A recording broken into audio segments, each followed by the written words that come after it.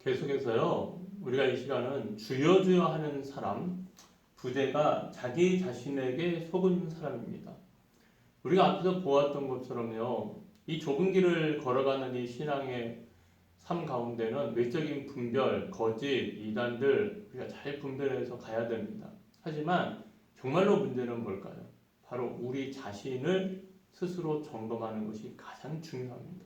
그런 의미에서 우리가 이 지금 다루고 있는 이 본문은 굉장히 중요한 의미를 가지고 있습니다. 그래서 본문 내용 먼저 우리가 살펴보려고 하는데요. 나더러 주여 주여 하는 자마다 다 천국에 들어갈 것이 아니요 다만 하늘에 계신 내 아버지의 뜻대로 행하는 자라야 들어가리라. 그날에 많은 사람이 나더러 이르되 주여 주여 우리가 주의 이름으로 선지자 노릇하며 주의 이름으로 귀신을 쫓아내며 주의 이름으로 많은 권능을 행하지 아니하였나이까 하리니 그때 내가 그들에게 밝히 말하되 내가 너희를 도무지 알지 못하니 불법을 행하는 자들아 내게서 떠나가라 하리라. 아멘. 이 산상수훈의 결론은요, 교회 밖의 불신자보다 교회 안의 성도들에 대한 경고의 말씀입니다. 곧 신앙생활을 하지만 거듭나지 못한 자들을 위한 말씀이라는 거예요. 그래서 우리가 오늘도 자신에게 이 속았다라는 것은 두 가지의 의미로 볼 수가 있어요. 첫 번째는 이 불신자 같은 경우는요, 천국과 지옥이 어디 있어? 그러니까 이들도 자신에게 속은 거예요. 마지막 하나님의 심판하는 그 날에는 전혀 믿지 않았던 일들이 현실로 분명히 나타나게 되겠죠. 그때서야 자신들이 스스로 속았다는 것을 깨닫게 된다는 거예요. 하지만 정말로 그거보다도요, 더 큰 문제는요, 내가 예수님을 믿는 신자라고 생각하는 사람들이 당연히 천국에 들어갈 줄로 스스로 믿고 있다가 실제로 구원받지 못한 사람이라는 것이 드러날 때 얼마나 당혹스러울까요? 이 사람들도요, 자신을 그리스도인이라고 믿고 있었다는 거예요. 하지만 사실은 그리스도인이 아니었다는 거. 그래서 스스로 천국에 들어갈 수 있다고 생각하는 사람들, 그 잘못된 구원의 확신을 가지고 있는 것이 이것이 정말로 더 큰 문제라는 거예요.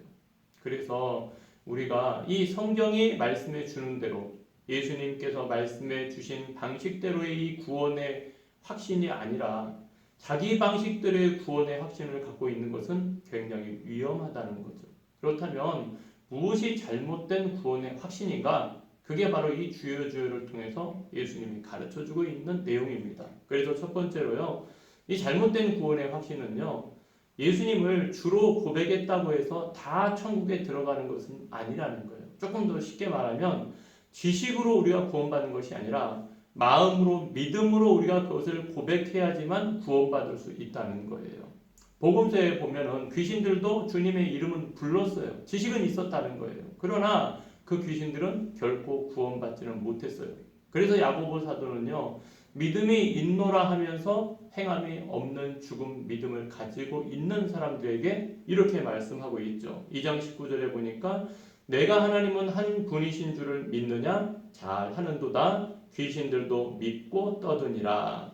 곧 우리의 신앙의 삶에 있어서 참된 거듭남 없는 지식, 그러니까 우리가 거듭남이 없이 지식으로 바른 신앙을 알 수는 있어요. 지식적으로 알 수도 있다는 거예요. 하지만 이것은 두려운 일이라는 거예요.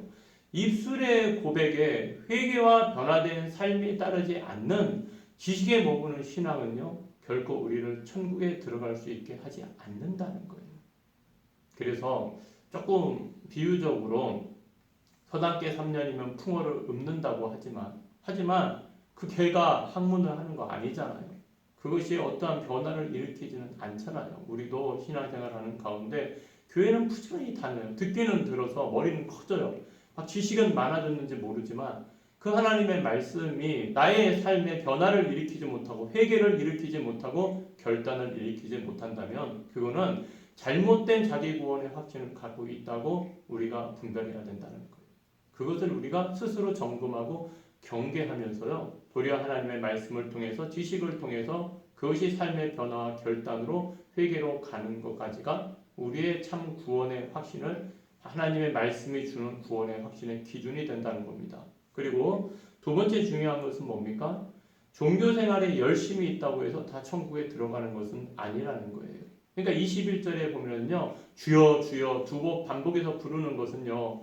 예수님을 아주 열심히 부르는 것을 보여줘요. 어떤 열정이 있다는 것을 보여주고 있어요. 신앙생활 하는 가운데 열정, 열심 굉장히 여러분들 중요합니다. 구원을 얻을 만한 참된 신앙인은 감정도 포함돼요. 지정의가 다 포함이 되기 때문에 그래요. 하지만 이 열심히 구원을 보장해 주냐? 그렇지는 않다는 거예요. 왜냐하면요. 표면상으로는 열심히 있는 경우라 할지라도 그 열심을 내는 이유와 동기가 더 중요하다는 거예요. 하나님을 사랑함으로 비롯된 열심이 아니라 자기의 종교적인 만족, 이익을 위한 열심도 얼마든지 가능하기 때문에 그런 거죠.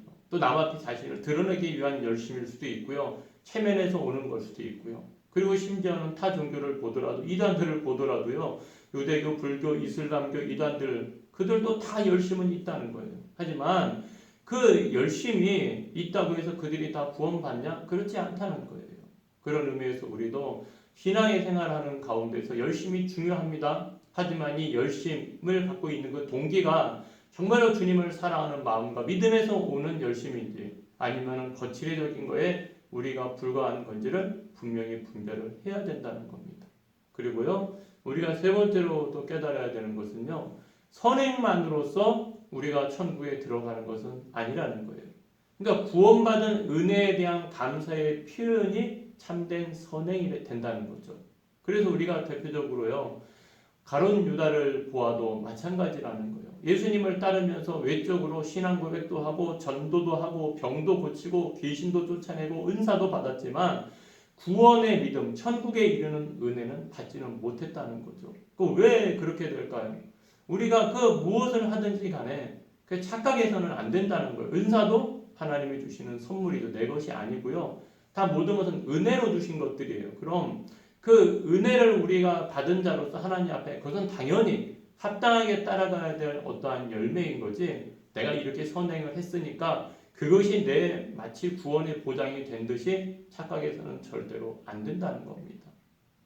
그래서 우리가 신앙의 생활하는 가운데도 성령으로 시작했다 육체로 마치느냐라는 그러한 말씀이 갈라디아에서도 있는 것처럼 우리가 가룟 유다와 같이 때로는 사울왕 같이 아나니아 사피라와 같이 뭔가 은혜는 경험하고 맛본 것 같지만 체험한 것 같지만 뒤에 열매 없는 신앙이 되어서는 절대 안 된다는 거예요. 그러기 위해서 날마다 우리가 주여 주여 하는 것만큼 주님이 우리에게 주시는 그 은혜를 붙잡고서 우리가 신앙생활하는 것이 굉장히 중요하다는 겁니다. 그렇다면 여기서 한 번 더 우리가 짚고 넘어가야 될 것이 있죠. 그렇다면은 목사님 참된 성도의 특징이 무엇입니까? 그럼 참된 성도가 어떤 사람입니까? 우리가 앞에서 점검해 보았던 것처럼요. 우리가 우리 스스로를 속이는 자가 되어서는 안 된다는 거죠. 그러기 위해서는요. 참된 구원의 확신을 가지고 있는 사람은요. 산상수훈의 기준으로 돌아볼 때는 팔복의 특징을 가지고 있는 사람이고요. 그런 팔복의 특징을 가지고 있는 사람, 또 그렇게 되기를 사모하는 사람이라는 거예요. 그래서 우리는 어떤 외적인 지식이나 감정이나 행동만이 아니라 마음과 성품의 변화와 영혼의 변화, 곧 내적인 변화가 일어난 사람이어야 된다는 거예요. 그것이 뭐냐? 참된 성도의 특징이에요. 그래서 이 내적인 변화가 일어나는 사람에게 따라오는 열매는 뭘까요? 우선순위가 바뀌어진다는 거예요.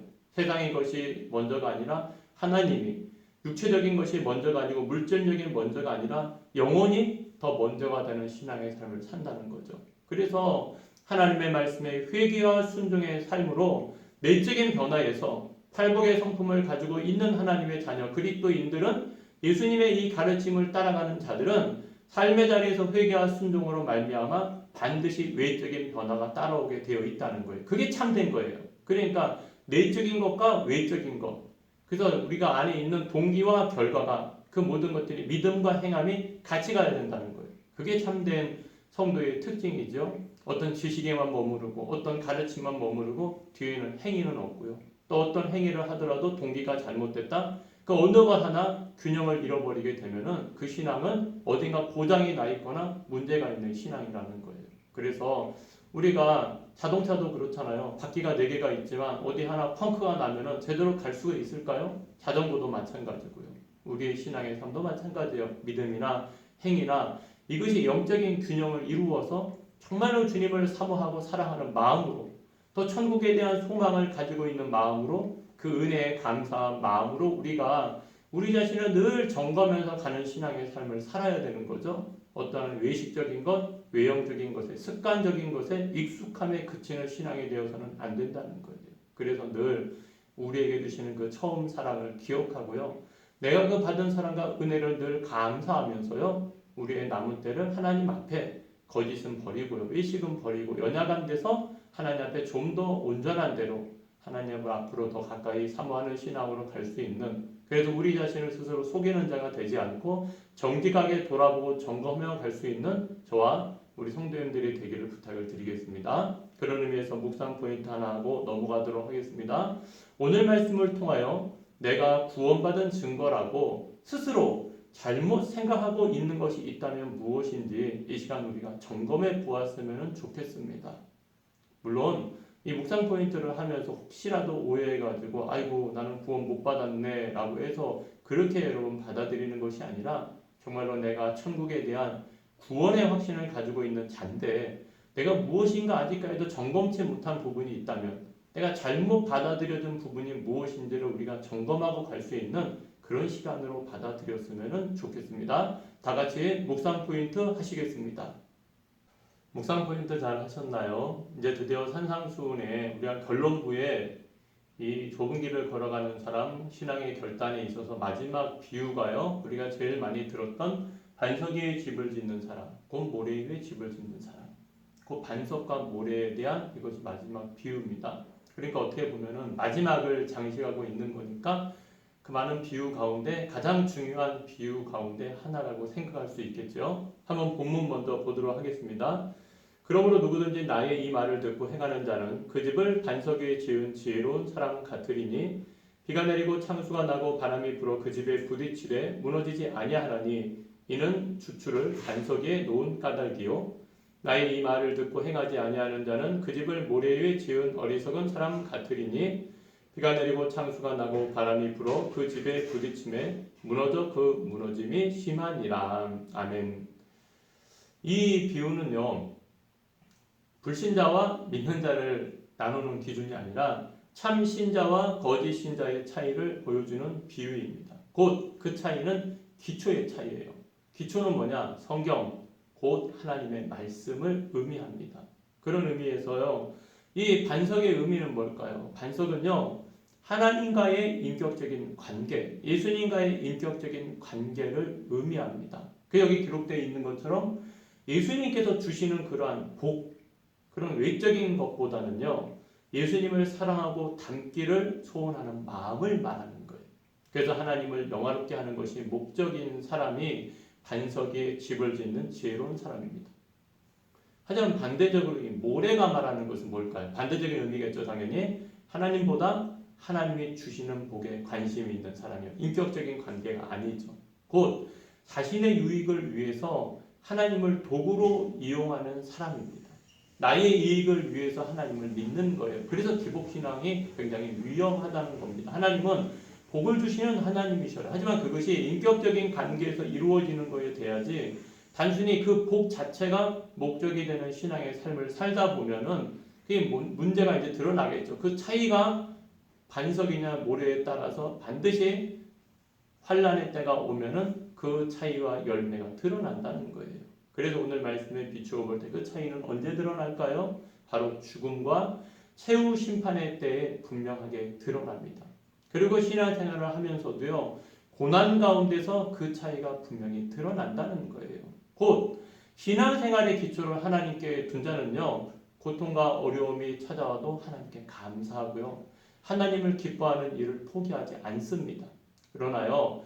자신의 건강과 부와 성공의 기초를 둔 사람, 신앙을 자기의 어떠한 이익을 위해서 도용하고 이용하는 사람은 곧 모래 위에 집을 짓는 사람은요. 이 고난을 통해서 하나님을 떠나게 된다는 거예요. 그래서 우리는 항상 반석 위에 기초를 두는 신앙생활을 해야 되고요. 단순히 이 땅에서의 차이가 뿐만이 아니라 이게 정말로 중요한 것은 천국과 지옥, 구원과 사망으로 생명과 사망으로 나누어지기 때문에 늘 우리 스스로 점검하고 가야 되는 가장 중요한 문제라는 거예요. 그래서 예수님께서는 이 산상수훈의 가르침을 통해서 우리가 예수님과 하나님과 인격적인 관계 위에서 반석 위에 집을 짓는 그런 신앙생활을 하기를 원하고 계신다는 것을 우리가 다시금 기억하면서요. 우리가 신앙생활에 경종을 울리는 그런 비유라는 것을 늘 기억해야 된다는 거예요. 그래서 우리가 묵상 포인트 하도록 하겠습니다.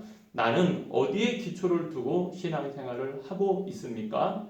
그리고 나의 신앙의 기초를 튼튼히 하기 위해서, 그렇다면 반석 위에 우리가 세우는 신앙생활하기 위해서는 어떻게 우리가 구체적으로 신앙생활을 해야 되는지를 우리 스스로 돌아보고 점검하고 적용할 수 있는 그런 이 시간이 되었으면 좋겠습니다. 다 같이 묵상 포인트 하시겠습니다.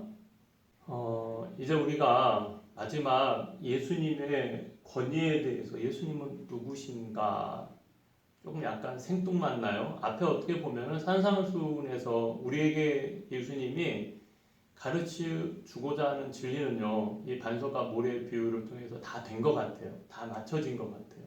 그런데 우리가 항상 중요한 것은 성경 말씀을 대하거나 또 우리가 이 산상수훈의 가르침을 듣거나 했을 때 과연 그 말씀을 해주시는 그분이 누구인가에 대해서 내가 얼마나 더 많이 알게 되는가. 그러니까 여러분이 산상수훈을 잘 공부했다, 그동안 12주 동안 그래도 잘 따라왔다 하는 열매는 하나님에 대해서, 예수님에 대해서, 성령님에 대해서 그 이해와 믿음이 더 깊어지고 넓어지고요. 더 주님을 사모하고 사랑하는 데까지 내가 더 성장하고 나아갔느냐, 더 이전보다 더 주님을 사랑하게 됐느냐, 그게 가장 중요한 거예요.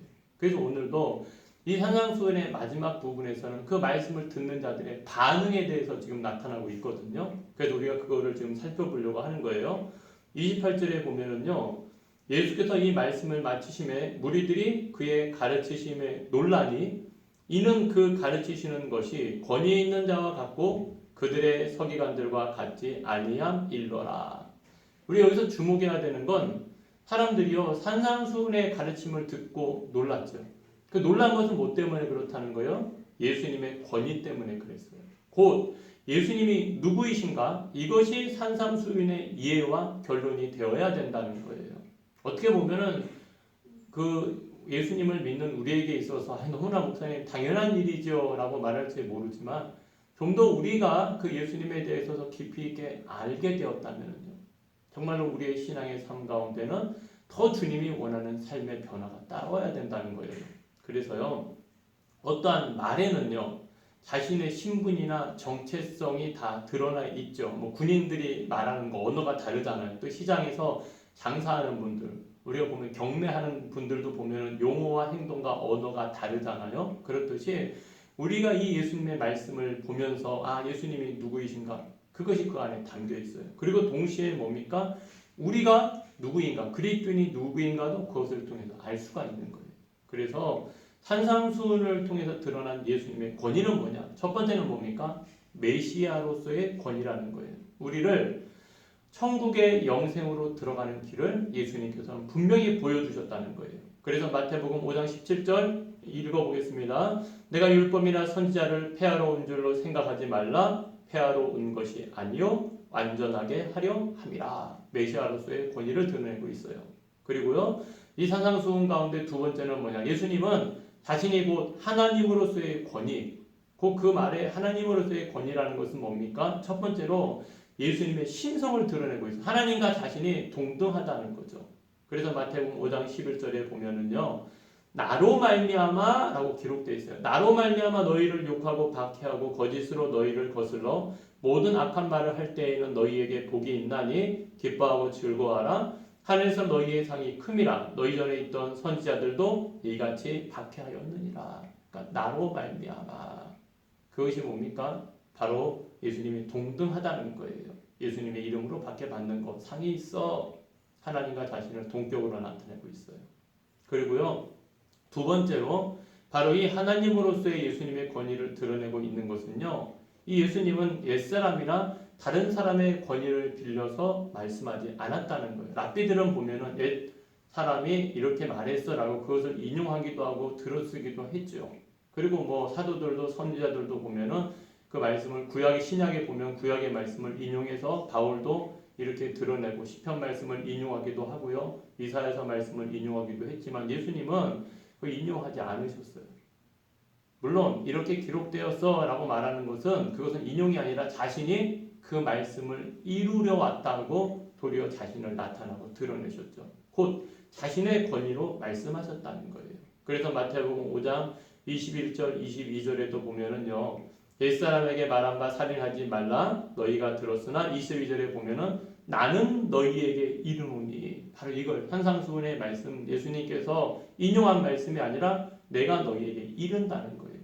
거기에서 뭐냐? 바로 예수님이 하나님으로서의 권위가 분명히 드러난다는 거죠.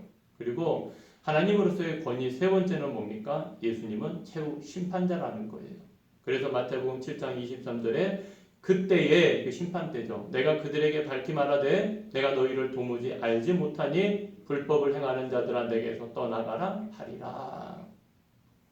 그리고 네 번째로는요. 바로 이 예수님은 하나님을 내 아버지라고 부름으로써요. 자신이 하나님의 아들임을 밝혔다는 거예요. 그런 의미에서 하나님과 동격이라는 거예요.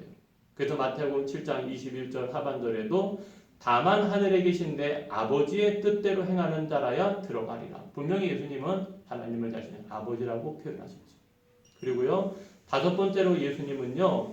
자신을 주여라고 부르는 것을 금하지 않으셨다는 거예요. 다만 복종하지 않은 것. 그 주님의 뜻대로 아버지 뜻대로 행하지 않는 것을 문제 삼았죠. 그래서 마태복음 7장 21절에도 나더러 주여 주여 하는 자마다 자신을 주여라고 부르는 것을 금하지 않았다는 거죠. 그런 의미에서 그 예수님은 뭐냐? 하나님과 그것이 동격이다. 하나님과 하나님으로서의 예수님은 권위가 있다는 것을 보여주고 있다는 거예요. 그래서요. 우리가 전체적으로 볼 때 이 산상수훈에 나오는 내용에 순종해야 하는 것은요. 윤리적인 것 이상으로 윤리적이기 때문에 그런 것이 아니라 참 하나님의 말씀이기 때문에 그렇다는 것을 우리는 분명히 깨달아야 된다는 거예요. 그러니까 예수님은요. 산상수훈에서 자신이 메시아이면서 동시에 곧 하나님이심을 드러내셨기 때문에요. 우리는 곧 그 참 하나님의 말씀을 받아들이고 순종해야 된다는 거죠.